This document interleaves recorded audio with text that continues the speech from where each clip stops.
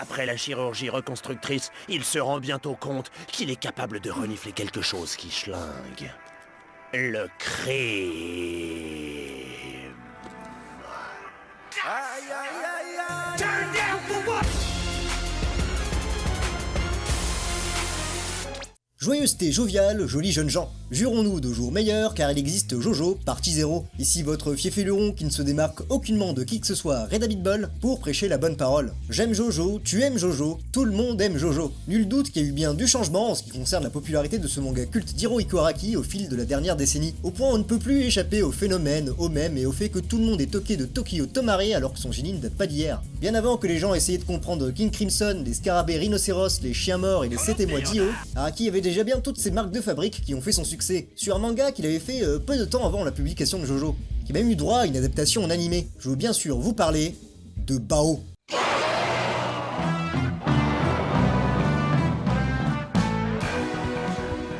Bao le Visiteur est un manga très court de 9 chapitres à peine publié au Shonen Jump en 1984, soit la même année que Dragon Ball. C'est les débuts d'Araki dans le body horror, les explications pseudo-scientifiques d'aptitudes improbables, de chiens qui ont pas la vie facile, de méchants d'une cruauté sans nom, et de poses indissociables de l'auteur. Bao, ça raconte l'histoire d'Ikuro et Sumire capturés par l'organisation Dores comme cobayes. L'une est dotée de pouvoirs de préscience psychique, et l'autre devient le réceptacle d'un parasite nommé Bao, qui fait de lui une véritable arme biologique au super pouvoir qui déchire sa maman. Après s'être enfui, le terrible docteur Bryan Cranston envoie pelleter de mercenaires aux particularités plus loufoques les uns que les autres, qui ne sera pas sans rappeler les vampires ou les manieurs de stand de JoJo's Bizarre Adventure. Ça va des psycho-indiens aux Terminator qui contrôlent des chauves-souris, jusqu'aux babouins mutants géants qui mangent un enfant et sa mère gratuitement comme ça. Manga, kuteka manga, eat manga. Bao, c'est une histoire de super-héros, de science-fiction, d'action et de gore. Le style d'Araki à l'époque était beaucoup moins marqué par l'influence de Ken le Survivant, qui en était encore au début de sa publication. Par contre, certains décors et expressions de vilains ont les mêmes caractéristiques que les premières parties de Jojo. Mais globalement, on ressent plus une influence des mangas un peu violents et rebelles des 70s de Gonagai, Ken Ishikawa et Shotaro Ishinomori. Mais ce style plus cartoony donne vraiment des designs diversifiés, là où aujourd'hui on reproche à Araki de toujours dessiner les mêmes têtes. Il y a un côté vachement vivant et j'ai même été surpris de me dire que le trait d'Araki était plus expressif sur Bao que sur les deux premières parties de Jojo. Le scénar est pas mal repris de Cyborg 009. Le ton du manga prend d'ailleurs beaucoup du tokusatsu, c'est-à-dire les super-héros japonais qui se transforment là. Mais nulle crainte, dans l'idée ça ressemble plus à Jojo ou Metal Gear Solid qu'à Power Rangers. Serpent dur. Bao fait l'étalage de toute une galerie de violences qui me laisse penser que l'influence de Gonagai est plus ou moins certaine. Et ça a aussi des aspects de Jojo qui ne plaît pas à tout le monde non plus. Les instances du narrateur par exemple sont encore plus scandaleuses que les remarques de Speedwagon. Ça en dérangera certains, mais nul doute que les passages où le narrateur précise que Bao renifle littéralement le crime, je m'en souviendrai à tout jamais. Bordel, ça c'est puissant. Il sent l'odeur du crime avant même qu'il se produise. C'est génial, on dit un truc génial. N'oublions pas le charme des personnages aux fortes personnalités et la créativité d'Araki, qui s'est bien amusé à trouver tout un arsenal à Bao et ses vilains bizarres. Des têtes explosent, fondent, coups de foudre, canon laser, gros moment singe en 9 chapitres bien compacts, on enchaîne l'adrénaline et l'inventivité.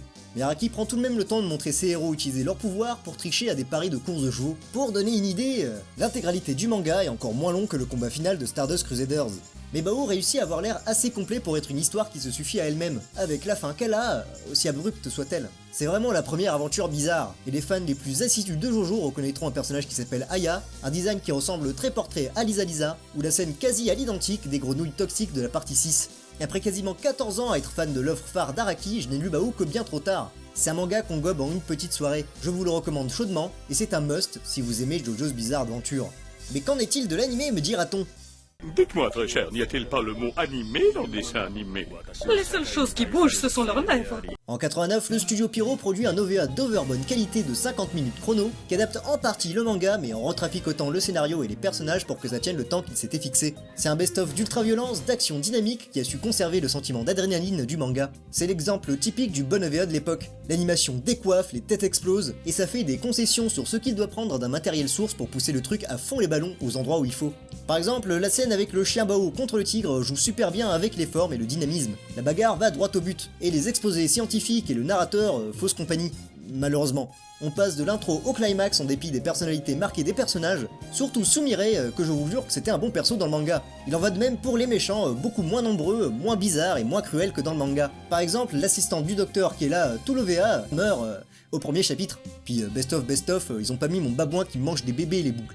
Mais avouons-le, c'était la norme. Beaucoup de productions n'avaient pas énormément de moyens et ne pouvaient adapter qu'une portion de manga afin d'en faire la promotion. Beaucoup de titres assez réputés ont été contraints de charcuter leur contenu, fait des compilations de moments marquants, réécrits ou fait carrément des ajouts à des séries qui n'étaient tout simplement pas adaptables autrement. Bao s'épuisait sa force selon ses formats et l'animé a ses propres qualités. C'est un film d'action extrême et décomplexé, intense à souhait, bien animé, que franchement t'aurais été bien content d'en avoir la VHS quand t'étais petit, car c'était juste trop cool quoi. Bao le visiteur, autant le manga que l'animé sont complémentaires. Et il faut vraiment en faire l'expérience si on veut comprendre ce qui a fait Araki, ce qu'Araki a fait, qu'Akira a fait, et ce que fait Araki. Il y a quelque chose de pur dans Bao, une volonté artistique et un côté intime et honnête dans les dessins et la démarche d'Araki. C'est sans doute son manga le plus important avec Jojo, au point qu'il y a des refs parsemés dans l'animé, et Kikuro est un personnage jouable dans le jeu de combat Jojo's All-Star Battle.